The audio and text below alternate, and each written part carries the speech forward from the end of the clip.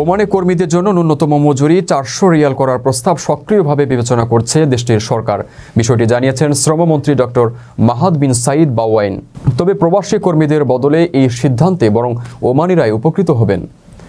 স্থানীয় একটি রেডিও চ্যানেলের সঙ্গে একান্ত সাক্ষাৎকারে শ্রমমন্ত্রী বলেন, 400 ওমানি রিয়াল সরকারের পছন্দের অঙ্ক হলেও সিদ্ধান্তটি এখনও পর্যালোচনাধীন। তিনি বলেন, সরকারের অবস্থান ন্যূনতম মজুরি 400 রিয়াল নির্ধারণের পক্ষে, তবে এটি আরও মূল্যায়ন সাপেক্ষ একটি প্রস্তাব। তিনি জানান, চূড়ান্ত সিদ্ধান্ত নেওয়ার আগে সংশ্লিষ্ট কর্তৃপক্ষ, মন্ত্রী পরিষদ এবং সব প্রাসঙ্গিক অন্যান্য স্টক হোল্ডারদের নিয়ে প্রস্তাবটির ভালো মন্দ মূল্যায়ন করা হবে।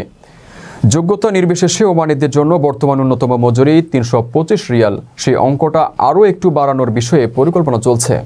আর নতুন কর্মসংস্থান সৃষ্টির বিষয়ে শ্রমমন্ত্রী 2025 সালের জন্য একটি লক্ষ্যমাত্রা উল্লেখ করে বলেন, মন্ত্রণালয় চায় আরও 45,000 কর্মীকে নিয়োগ করতে, যার মধ্যে 24,000 বেসরকারি খাতে, 10,000 সরকারি খাতে এবং 11,000 কর্মসংস্থানের সাথে যুক্ত প্রশিক্ষণের মাধ্যমে নিয়োগ করা। তিনি আরও বলেন, ছাঁটাই হওয়া কর্মীদের এই সুযোগের জন্য অগ্রাধিকার দেওয়া হবে।